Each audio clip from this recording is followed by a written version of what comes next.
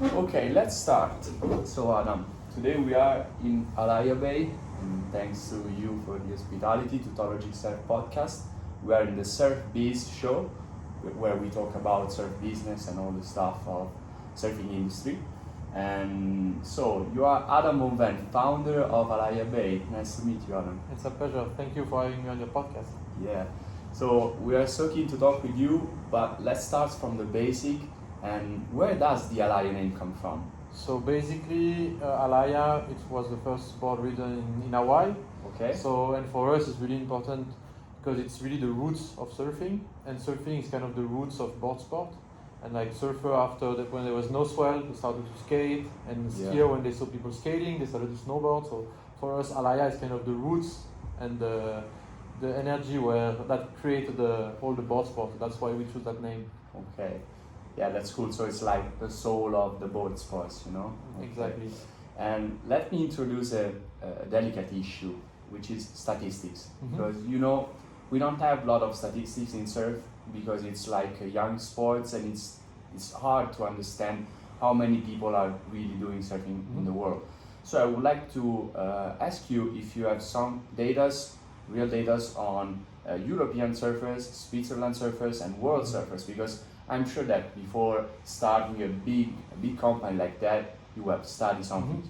So what's your idea and what you got for us? Yeah, so basically regarding statistics, we started with Switzerland because it's the main market for us. Yeah. And then we looked around in Europe. So in Switzerland there is more than 40,000 surfers that are registered and that go surf away every year. It's quite unknown in Switzerland that there's a lot of surfers because we all grew up skiing, snowboarding, skating, windsurfing. So we are all familiar with board sport or like action sport in general. But people don't talk about surf because there is no reason to talk about surfing. So that's why when I created that project, now people have a reason in Switzerland to talk about surfing, and somehow people are realizing that there is a big community and people are surfing like every day or every week they're going away. So, and then we kind of look around us, not really full of Europe, but Italy, Germany, France. And that's something that really surprised me, that now, as we open, we have a lot of people coming from the surfing coast, you know. Okay. So all the people around Genova that surf in Italy, all the people from the Basque country or the Landes in France. And they are coming even if they have the sea in front of them. Exactly, because then they really think it's a training ground for them. Yeah. And like this summer, for example, they got no waves in Europe. So yeah. we got a lot of people that came to get some waves. So in terms of statistics in Europe, it's difficult to get the amount of surfer because I feel like for me there's like the really core surfer that surf more than 2 months a year. Yeah. And then there is the people who tried surfing or surf maybe 2-3 weeks a year. So then in terms of average, we have around 8 million people that are keen to surf. Okay. And that are like the target for us. That's the 8 million people.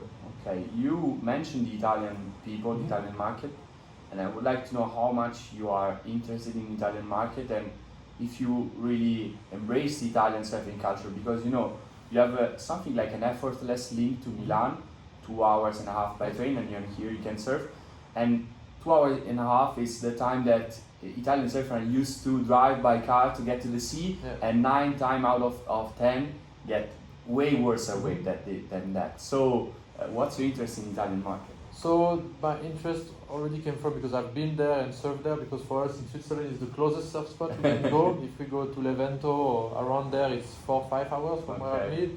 So, and then if I want to go surf, I need to go to Biarritz or Osgore, which is 9 plus hours. So for us in winter, we try to see with a swell, but we all have experienced that it's a really small window swell, and it's difficult to get the perfect condition and get the kind of the secret spot to get the best wave. So I realized that there's a huge interest in Italy. A lot of Italian people are surfing, and the link of Milan, I think it might be our second largest clients are Italian.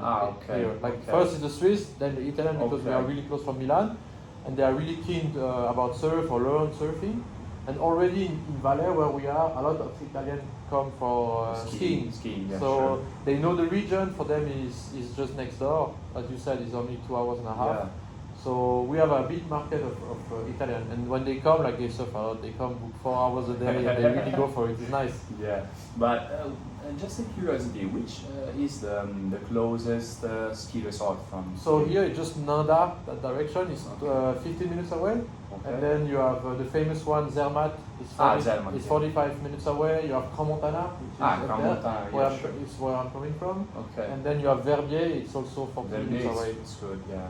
So in 1 hour you can reach all the main ski resorts. Yeah, wow, nice. And coming back to Italy, are you concerned about someone opening a wave pool in Italy? Do you know if someone is really getting a move to open a wave pool in Italy, or you think that you will have a competitiveness in the northern side of Italy and maybe the wave pool is coming on the south side? I don't know. So for me, I don't see other pool as competition. For sure, it's gonna move the market. Yeah. But for me, the more pool, the more new surfer, it's gonna create a new crowd of people that prefer not hustling in the ocean and just go surf in pool. So long-term wise, there's gonna be a lot of wave pool in the world, more than 100, I think. So for me, it's not an issue that next door they will open. For sure, I know people are working in Milan, in Rome, for projects. So let's see when they're gonna open, or if they're gonna open. Yeah, because if you say in the Italian time, if you say in the next years, it's like 2-3 years at least. That is fast for the Italian way of building things. So right now, we don't know that any project is gonna open like a set date.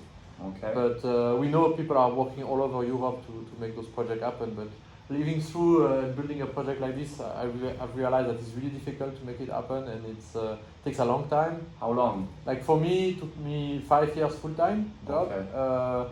and the idea came about 7 years ago. But when I signed with Wave Garden for the machine, basically we were supposed to be the 10th wave pool in Europe. Okay. And we were only the second one. Okay. So basically, when I started, there was so many projects, and it's difficult to get everything aligned to make it happen. Yeah. But maybe even if it takes 5 or 10 years for Italy to have a wave pool, long-term wise, I only see it as a benefit, because my goal here is to create a destination, and you come not only for half a day or 1 day, you come to stay because you can enjoy the mountain. Yeah, okay. And it's kind of a full experience. Yes. Exactly. Nice. Okay. But personal question: what's your background? What you were doing before this? Yeah. So really nothing linked to that. I love surfing since I'm young. I started at 11, but before I was doing music. So my background is sound engineer. Really? So you know how to do that stuff. Exactly. So I was working between London and Switzerland in music studios. Okay. Recording, producing, and writing music for people. So that was my background, and I was doing this on the side of doing this project. Okay. And nothing linked to business or more the creative that's side. been a real big jump Yeah. into something with a lot of business and thing in your mind. Yeah. So yeah, that's cool. I did a fast thinking coming to Alaia and follow me in this idea. I thought if I was something that I didn't surf yet anytime, maybe I decide to go to the ocean for my first experience. Is it true, or do you see a lot of people getting in the water for the first time with waves here in Alaia? So we have a lot of clients, mostly also girls, that they've traveled a lot in places there's wave, like Bali or Costa Rica, but they were too afraid or didn't get the opportunity to go surf. They saw the wave, they always wanted to try, but they were kind of afraid, or the waves are too big, or there's too much crowd. So they come here and they're really excited because it's kind of controlled, and for the first experience, they can get only the good vibe and the good positive attitude to try surfing. So a lot of people try the first experience here, and maybe the biggest issue for them would be they get addicted to surf and come here, surf a lot and progress. Their first experience in the ocean will be totally different. Will be a bigger hustle. But no, we have a lot of people that told us that they wanted to try surfing, but they never got the opportunity. And here it was a good opportunity for them. Okay, yeah, because for me it was like just people already skilled come there to get better, and not people that didn't try surfing. Because when you start, I see a lot of people starting surfing in these years. The market is growing, people practicing surfing are growing, so it's kind of strange to think that you do something like such a a controlled environment, which is like you are telling me it's better to them. So it's a reason why they choose to start. Yeah, and a lot of them as well, the beginner that come here, that they experience maybe once in their life surfing. Either they like it or they struggle, but they wanted to try again. And I feel like coming here, because they will get waves anyway, they will stand up on their board. And it's something when you try the first time, maybe it won't happen. So they always get out of the pool smiling. That's why we call it the smiling machine. And so another question is about customer retention. How is going with it, and how many people are coming back for the second, third, fourth time? So let's talk about this. So in average, our clients book more than 3 sessions. So they come back. Since we started, we have more than like 30,000 like single customers. So they reach a lot of people, but people come back because it's not a bucket list sport, you know. It's not like you come, you do it once, you know, like jumping from a plane, or that's it. Here, if you try and you get addicted, you like it, you want to do it better and better, and even for good surfers. So a lot of people come back. We have some customers that came already plus 50 times here. Wow. And then they come because we have the clubs. Exactly. Are you thinking about like privilege program, membership program? So they come, they have special session in the morning or late at night for them. And they come before work, after work, and they really, like now for them it's a routine. Instead of going to the gym, they get a membership here, and they do it. And then we have a lot of people coming around also to try. Oh, it's new, it's a wave pool. There's not many in Europe, so let's try it. But a lot of people always wish to come back and try it, because it's maybe you think, oh, it's a wave pool, or it's fake. It won't have power. It won't be great wave because it's artificial. But when people try it, it changes their mind a lot. So because I just came back from a surf trip in France, and one surf trip is maybe 2-3 hours in the pool, you know, in terms of wave and quality you can get, and it's nice to have that combo. But it's not, for me, it's not a bucket list sport, so a lot of people come back. Okay, and how are you going to face the winter? Because here it gets really cold, and it gets a lot of snow, actually. So what do you think? It's the first time you will face winter season with the Alaia full opening, right? In full force. So you think that you will close for 2 months, or you plan to stay open and see what happens? No, so for me, as I grew up here, for me, our USP and the biggest season will be winter, because in summer we have around 1 million tourists coming in the region, and in winter 4 million tourists. So, and there is more than 20 ski resorts, and we are the only surf spot around the 20 resort, and we have ambitious. You know, we have between 30 and 40 spots per hour, so it's not like we need 1,000 people per hour to be full, you know? So for me, we've done the wave menu and the programming of the wave in February and March, so we have experienced winter. And if you go in for 1 hour with a 5mm wetsuit, boots, gloves, and hoodie, you go out, you have the shower, the hot shower 10 meters away from the pool. So it's not that cold winter experience that you go out of your van, your wetsuit is still wet, and you're waiting for waves for an hour and you get cold. Here you paddle a lot, you sweat quickly in the wetsuit, so you get warm, and it's not an issue. Maybe it's more an issue mentally to break that barrier to go in cold water. But once you try it once, you realize it's not an issue, and I'm not really worried. Maybe my team a bit more, because they don't they're not as confident as me for that, but as I see, we are really busy in winter around, so for sure people we're gonna try. Yeah, maybe it will change the kind of client, you know. Now you have surfers, core surfers. Maybe core surfer will go to the ocean to have their holiday on the ocean, because it's high season for the Atlantic Ocean. And maybe people really into skiing, snowboarding, which already have extreme sports mindset, will come to have a new experience. Exactly. For me, it's like if people come and already put a ski suit to go ski, put a wetsuit to go surf, it's not a big issue. No. And they are used of cold, and it's going to be, as you said, a new type of clientele, maybe less beginners, because they don't want to try in cold condition, but for sure a lot of board sports lovers that come already around. And for me, the bucket list check is to go ski in the morning and then get barrel at night, you know? That's the dream. We'll come back to try it. Another thing very important for the surfing community is the environment. So talking about sustainability, how is going here? Do you have some energy coming from green resources or what? So yeah, it was a big part for us. So we have solar panel on the roof for the building, and then for the machine, basically with our energy provider, we only use water from hydraulic power because we have a lot of dam and river around, so we can use hydraulic power. So 100% of the energy in the pool is made out of hydraulic power.